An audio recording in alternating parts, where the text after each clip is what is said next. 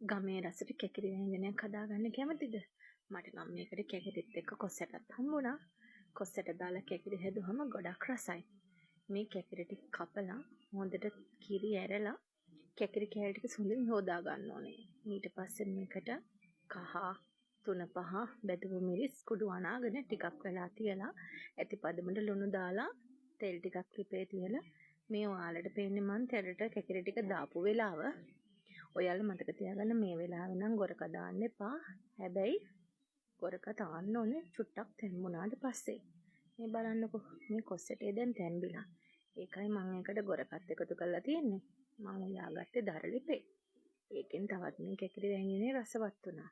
කැකිරි ටික තැම්බුණාට පස්සේ වතුරෙන් මම මිටි දියර කිරි දාලා තියෙන්නේ.